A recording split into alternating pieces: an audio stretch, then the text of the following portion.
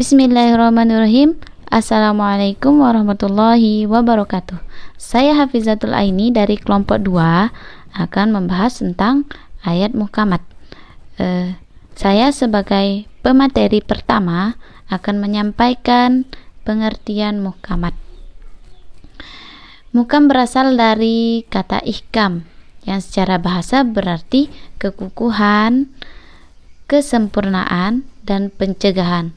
Seperti pada kalimat ahkam al-amr yang berarti dia menyempurnakan sesuatu hal yang mencegahnya dari kerusakan. Sini maksudnya itu Allah itu menyempurnakan ayat-ayatnya dan mencegah dari suatu kerusakan.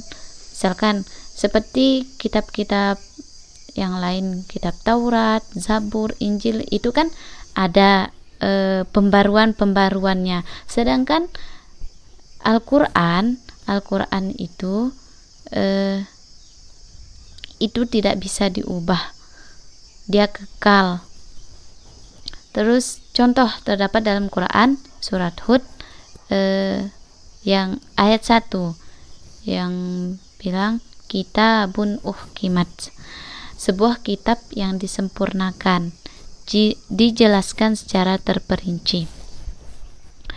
Sedangkan secara terminologi di kalangan para ulama Ahlus Sunnah wal Jamaah berpendapat bahwa ayat muhkamat adalah ayat yang diketahui makna dan maksudnya, baik karena memang sudah jelas artinya. Lanjut, ulama golongan Hanafiyah mengatakan lafaz muhkam ialah yang jelas petunjuknya dan tidak mungkin telah dinas atau dihapus hukumnya. Mayoritas ulama golongan ahlu fikih berasal dari pendapat sahabat Ibnu Abbas mengatakan lafaz muhkam adalah lafaz yang tidak bisa ditakwil. Lanjut pada karakteristik. JMS Baljon mengutip pendapat Zamakhsyari bahwa ayat-ayat muhkam adalah apabila ayat-ayat tersebut berhubungan dengan hakikat atau nyata. Ali ibnu Abi Talhah mengatakan karakteristik ayat muhkamat itu yang membatalkan ayat-ayat lain, ayat-ayat yang mengharamkan, ayat-ayat yang menghalalkan, ayat-ayat yang mengandung kewajiban yang harus diimani dan diamalkan. Misalkan contoh dari ayat kewajiban. Bismillahirrahmanirrahim. Ya ayyuhalladzina amanu kutiba alaikumus shiyamu kama kutiba alal ladzina min qablikum la'allakum tattaqun. Artinya, wahai orang-orang yang beriman, diwajibkan atas kamu berpuasa agar kamu menjadi orang-orang bertakwa. Hai orang-orang yang beriman, diwajibkan atas kamu berpuasa sebagaimana orang-orang sebelum kamu agar kamu menjadi orang yang bertakwa. Jadi di sini di sana itu ayatnya itu mewajibkan atas semua orang-orang yang beriman. Sudah jelas di sana ada kewajiban, jadi tidak bisa ditakwil atau diubah, dinas atau dihapus hukumnya, itu tidak bisa karena itu sudah jelas menunjukkan kewajiban bagi orang-orang yang beriman. Menurut Ar-Raghib Al-Asfihani di sana menjelaskan karakteristik ayat muhkamat itu menyangkut hukum-hukum faraid, janji dan ancaman. Janji dan ancaman, hukum-hukum faraid. Hukum-hukum faraid itu kan sudah jelas, misalkan bagiannya ini, bagian bapak segini, bagian anak segini, kalau bapaknya mati bagian istrinya segini, begitu. Jadi sudah jelas. Pemateri selanjutnya akan disampaikan oleh teman-teman saya. Mungkin Hanya itu dari saya. Sekian. Terima kasih. Bismillahirrahmanirrahim. Baik, saya sekarang akan menjelaskan tentang sebab-sebab adanya ayat muhkamat. Secara tegas telah dikatakan bahwasanya asal-usul dari ayat muhkamat tersebut hanya berasal dari Allah Subhanahu wa taala saja. Dan Allah telah membedakan di antara ayat-ayat yang mutasyabihat dan ayat-ayat yang muhkam, dan menjadikan ayat-ayat muhkam tersebut sebagai bandingan dari ayat-ayat yang mutasyabihat. Dari sinilah para ulama telah yakin bahwasanya sebab-sebab adanya ayat muhkamat tersebut telah jelas. Nah, di sini sebagaimana telah ditegaskan dalam surah Ali Imran ayat 7 yang berbunyi, Bismillahirrahmanirrahim. Huwallazi anzala 'alaikal kitaba minhu ayatum muhkamatun hunna ummul kitabi wa ukharu mutasyabihat. Yang artinya, Dialah yang telah menurunkan Alkitab atau Al-Quran kepada kami, di antara isi-isinya adalah ayat-ayat yang muhkam, dan isi tersebut merupakan pokok-pokok dari Al-Quran, dan yang lain ayat-ayat yang mutasyabihat. Adapun orang-orang yang hatinya condong dalam kesesatan, maka mereka akan mengikuti ayat-ayat yang mutasyabihat, dan padanya akan menimbulkan fitnah, dan mereka akan mencari-cari takwilnya. Sedangkan takwil itu dapat diketahui oleh Allah Subhanahu wa taala saja. Dan orang-orang yang mendalami ilmunya berkata, kami beriman kepada ayat-ayat mutasyabihat karena semuanya itu berasal dari sisi Tuhan kami, dan tidak dapat mengambil pelajaran daripadanya melainkan orang-orang yang berakal. Nah, di sini saya akan menjelaskan dari seputar ayat surah Ali Imran ayat 7 tadi, bahwasannya orang-orang yang beriman akan mengetahui bahwa ayat-ayat muhkamat tersebut telah jelas, karena ayat muhkamat tersebut sudah ditetapkan sebagai isi pokok-pokok di dalam Al-Quran. Dan orang-orang yang hatinya condong dalam kesesatan, maksudnya orang yang kurang beriman, mereka akan mempercayai bahwasanya ayat-ayat mutasyabihat tersebut sebagai pandangan mereka. Dari sinilah menimbulkan fitnah, dan mereka juga mencari-cari takwilnya. Sedangkan takwil hanya dapat diketahui oleh Allah Subhanahu wa taala saja. Dan orang-orang yang meyakini ayat mutasyabihat itu mengatakan, kami beriman kepada ayat-ayat mutasyabihat. Kenapa? Karena ayat mutasyabihat tersebut juga berasal dari Tuhan kami, kata orang-orang yang kurang beriman tadi.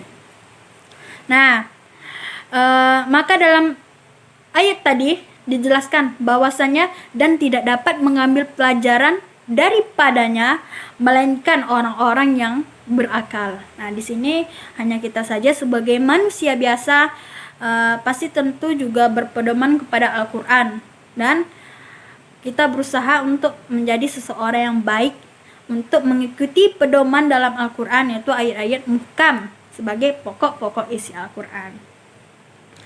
Di sini juga telah dijelaskan, saya akan menguatkan lagi dalam dalil yang lain, yaitu dari surah Hud ayat 1, yang artinya suatu kitab yang ayat-ayatnya disusun rapi. Selain itu, kebanyakan tertib dan susunan ayat-ayat Al-Quran itu rapi dan urut, sehingga dapat dipahami umat dengan mudah, tidak menyulitkan dan tidak samar artinya, disebabkan kebanyakan maknanya juga mudah dicerna akal pikiran. Nah, di sini juga kelebihan dari ayat seputar ayat Hud, surah Hud ayat 1 tadi telah menjelaskan bahwasanya kelebihan lain dari ayat-ayat muhkamat tersebut adalah sebagai ayat-ayat Al-Quran telah rapi dan telah urut. Kita sebagai manusia hanya saja tinggal mengikuti apa saja yang diperintahkan dalam Al-Quran sesuai dengan ayat-ayat muhkamat, karena Allah telah menyusunnya dan telah disusun bahwasanya Al-Quran itu disusun dengan rapi, dapat dipahami dengan mudah, dan tidak menyulitkan dan tidak samar artinya. Apabila ada kebanyakan maknanya yang hampir sama, yang kebanyakan sama, maka di sana juga telah dapat kita cerna dalam akal pikiran kita. Mungkin dari kesimpulan penjelasan sebab-sebab adanya ayat muhkamat tersebut adalah bahwasanya ayat-ayat muhkamat tersebut adalah ayat-ayat yang pasti, ayat-ayat yang telah jelas kita ikuti, karena ayat muhkamat tersebut adalah pokok-pokok isi Al-Quran yang patut kita ikuti dan kita teladani. Karena di sana ayat muhkamat juga telah memiliki kelebihan seperti ayat-ayat susun telah rapi dan kebanyakan tertib dalam susunannya, artiannya mudah dan dapat dipahami dan tidak menyulitkan kita dalam memahami makna-makna yang dapat dicerna dalam akal pikiran kita. Mungkin hanya itu saja yang saya sampaikan. Jika ada kesalahan, mohon maaf. Selanjutnya kepada pemateri yang ketiga.